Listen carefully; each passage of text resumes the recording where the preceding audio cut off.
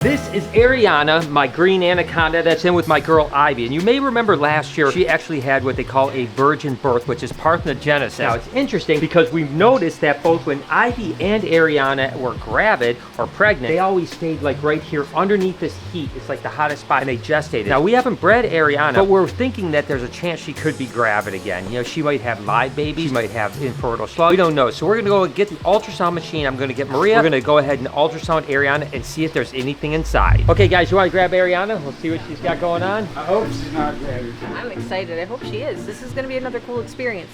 Do you want the butt side? Yeah, sure. Okay. She's getting heavy though. Look how big she is. Yay! Now she certainly is looking a lot thicker than normal. She's still eating and stuff like that, but she's definitely looking like something's going on. Now you got basically your ovaries start right around here, about, you know, say 60% down the course of the body. You should be able to see some ova or maybe even live babies if there's anything in. Go like this. Yep. That was a baby, right? That's a baby right That's there. a baby, dude. That's a baby anaconda right there. What? Yep, that, you can see the spine, you can see it curled up, everything is right there. The mic. Yep, and there's a whole bunch of, now look at that, another baby right there. You can see the spine, the whole thing curled up. Now that looks like an infertile ovum there. It definitely looks like we've got some infertile ovum, but we have at least one or two. It looked like there was two babies. I don't think it was the same one that we have. So yeah, it looks like we're gonna have some more baby anacondas, people. And this again will be what they call parthenogenesis, which is interesting. It's like a virgin birth. Even though she was in with Jazz a year or so ago, never actually saw them breed. I guess there's always a chance they could have bred. And she could have retained sperm and stuff like that. Definitely 100% gonna have baby anacondas again for my girl Ariana. I didn't think we were ever gonna have baby anacondas again, but they're coming. Laura's about to be so mad. Let's go tell her. Laura, I've got some great news. I should say we've got some great news. Who wants to break it to her? I don't. Not me. Guess what? We just ultrasounded Ariana and she's got babies. No. Yes. How? I don't know if it's parthenogenesis or retention of sperm. I'm not sure. So we needed some food for the porcupine today, so we DoorDashed it here. So here we go. Hello. Thank you. Milliliters with sweet potato and with some of her liquid formula. We mix it all together and we warm it up just so that way she doesn't get any aspirating pneumonia. How do we open this? All right, get that air pocket out of here. It's just important to not have any air pockets just to get a good measurement on what we actually need. Next is her liquid formula. We just pull it up to a full 20 milliliters. Swirl it all together so it's like a nice pale orange. We just gotta make sure the baby's syringe is warm, so we're just gonna go get a jar of water and we're gonna microwave the water and then we'll put the syringe in there for a few seconds.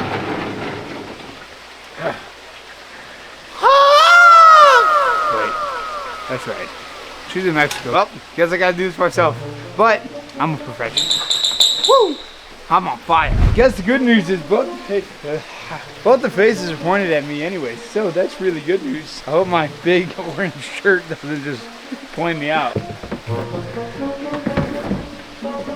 Easy peasy. Why do you guys always poop in the far corner? You stay right there. I know you can't hear me, but you can read my body language. She's doing good. You stay right there too. So you see the difference between the two. We're not scared. Well, I'm not scared of Juliet.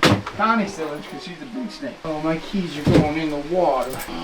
That means, what does that mean? Oh yeah. But then Lucy, on the other hand, she's doing very slow tongue flicks, which is not the great right now. This is the worst corner. Juliet's big butt's overflowing the water bowl. Probably have to clean that later.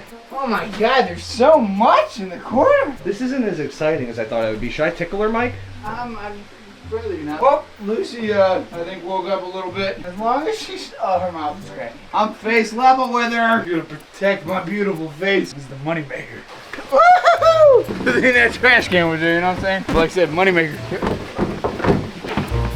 Woo! She struck again. Easy peasy. So you're gonna see something really funny at the end of this feeding. So Sid likes to tell us like it is after we're done with the feeding, and definitely will do a cute little stomp and protest that there is no more food left. As their form of defense is they will stomp their feet, kind of similar to like how a rabbit would. They rattle their quills. It sounds very similar to like a little rattlesnake. And their final and most lethal defense is finally backing up into you with those quills. And the dangerous part about the quills is not so much getting poked, it's more the weight of the quills causing an infection over time if you don't get them out. That's why a lot of animals in the wild, they'll die mainly from infection from the porcupine quills because they go so deep into the skin. Sid is a crazy eater and is literally almost done. We have about less than half of the syringe. Now it's a quarter. Look at you go, Sid. Oh, we're almost there, Sid. Sid does not like giving up the nipple.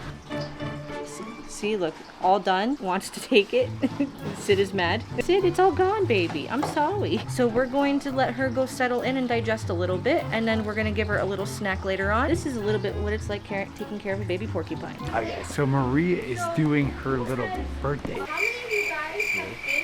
Nope, school tour. I'm gonna show you some of my favorite animals here at the Reptile. Condor is on vacation in Mexico. Maria's busy doing this. I figure I'm just gonna take a little breaky poo and just show you kind of things. Obviously, I'm gonna start with my boy Tyson. You guys might not think he's growing very much, but I promise you he is so slow. And I love feeding this little guy because he's just a little monster and I love it. Buddy. I'm not gonna not talk about my boy Kush too. We got him. He was itty bitty. How long do you think he is? Like 7, 8 feet? He's got like 7, 8 feet. I only see 4 Easily. feet. You only see 4 feet. And then a tail. Just the intelligence of this lizard and the way that we make him run for the food and all the things. Just so smart and athletic. It makes me a little jealous. Watch the floor's wet. I know this is one of Brian's favorites. I'm gonna say I love her just a little bit more, maybe. Look how gorgeous she is, baby. That's just how sweet she is. Like you can just, you can kiss her face, you can blow on her, you can do all this stuff to it. But Perdita is a fantastic snake, and I love that she keeps getting darker. I wish she never changed from this because I think this is the prettiest she's ever been. I love her so much. As you guys saw the other day, we got some new mammals. Technically, they are rodents, but still mammals. Anyways, so Drogo was the first one we got, and I started here just 2 months after we got him. So to see him go from kind of a shy sloth to a not so shy sloth, it's been pretty cool. And obviously Drogo and I, we get along for the most part. He doesn't always like me. Maybe I stink or something, I don't know. But he's pretty cool. I love to help give him back. Jay and I work with him a lot to trim his nails. You are cute today. Yeah, you're in such a good mood too. Did I get your scratch for you? Oh, you're so welcome. Can I get a little boop? You go boop. Oh, thank you. And, uh-oh, sloth boy. I'm not gonna say it's still broken, but it ain't fixed. Well, as much as I hate this enclosure, and I know Lori and Brian do too, it's okay, we know. I love these guys with so much of my heart, even though particularly this one might not like me as much. I love these guys. I love that I've gotten the chance to work with them over the last couple of years, and the fact that I'm gonna be here when they are giant, because I don't plan on going nowhere. They're just, I just wanna kiss you. Mwah. I feel like I'm cheating. It's okay. I got a spider web? Tabasco, relax. There are children, don't hit the glass. You're gonna scare some children. Hey. Ah, he is fired up. It's probably the bright orange shirt. Relax, broski. Relax. Calm me, feel my energy. Maybe not today. Orange was a bad color. But you know what? I love Tabasco. When I first started, he was so shy. And then he never came down the front, and then I could work with him enough to where I could like walk around with him on my shoulder. And then he did this. Stop it. Good thing Connie's not here.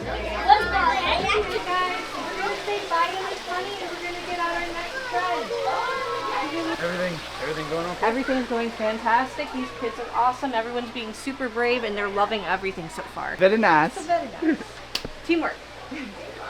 Yeah, I'm doing so much right now. This is a fan favorite. This is a favorite of all of ours. Relax, broski. Don't you bite me in the face. This is Night Fury. I love Night Fury, even though he is so food motivated all the time. And he's just a teenager who's going through a lot of mood swings. It's getting kind of tight. As much as I love him and as beautiful as he is, we don't pull him out for everybody because he's a male retake. He's just not trustworthy right now, which sucks because a lot of people that come in are like, oh, I held him before. You gotta think animals change, people change. He's got me. Oh, yeah, definitely love Night Fury. Mr. Brian has said it a bazillion times, but this has always been like the snake on the cover of books and magazines. Just a pinnacle snake that most snake keepers want to keep. I would love to have one day. I'm fortunate enough to get to work with Carl. He's not an Amazon basin, which would be, I think, even cooler. The Amazon tree boas are just Emerald tree boas. Pinocchio. Green Baron Racer. Now we showed him a lot. He's so adorable. There's just something about his big beady eyes and his little appendage on his nose. And the way that he just grips on like a ring. I feel like I'm gonna break him in my hands because we deal with like Lucy and all those giant snakes. Just have to hold him with my hand open because like I said, I feel like I'm gonna break him. There's just something about the Baron's Racers, they come in the greens, the blues, browns. And I think even like a yellow. I'm not 100% sure. These guys, he'll get 6-7 feet long and like quarter size. Think about him being that big one day is just Incredible. I love you, I love you, I love you, I love you, I love you guys, because the penguins of Madagascar. These guys are such good personalities. The Sudan-plated lizard. Not one of my favorites, but super Neapolitan. Just the eye capturing of the reptarium. You know, everybody that comes is like, wow, look at the cow snake. Not a cow. It's a Molly Golden Child pied. Bugatti. Bugatti, as you guys know, is like the rarest python. The Bullen's python. Just look at its color. Like, there's not even that much light right here. There's no light above us. It is spectacular. Dude, this is... How about look at that pretty color. Hey, Jay, I want to look at the colors too, okay? Oh, my bad. Look at them pretty, like all the reds and stuff. Oh, my favorite. Love you.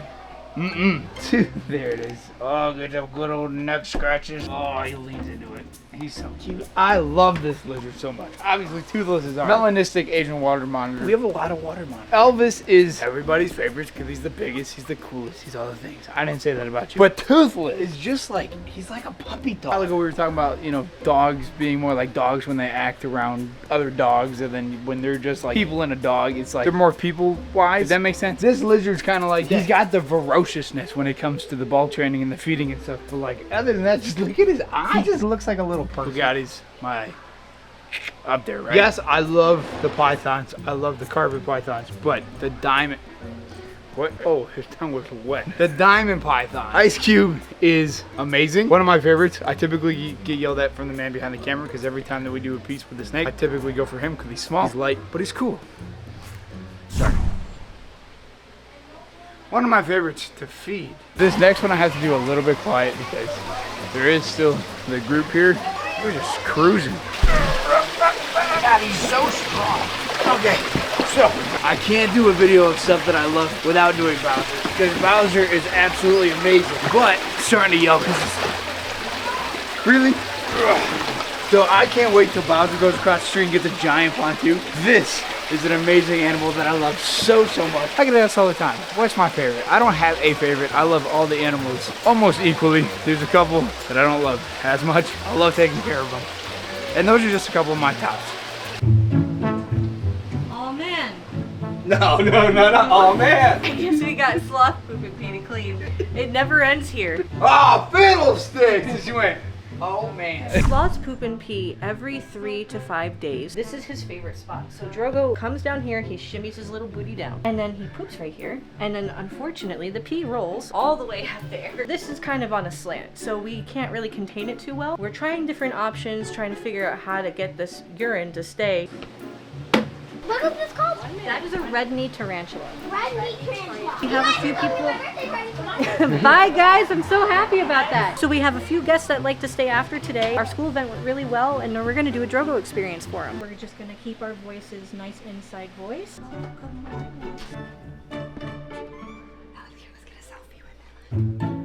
This might be a little messy. It's always fun to do it this way. So sometimes Drogo doesn't always like the apple, but we have pineapple banana puree for him. So what you're gonna do is just gently squeeze because it comes out real quick.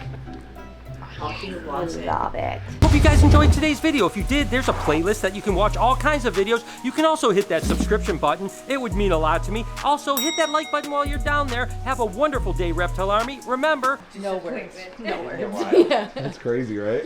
That sucks.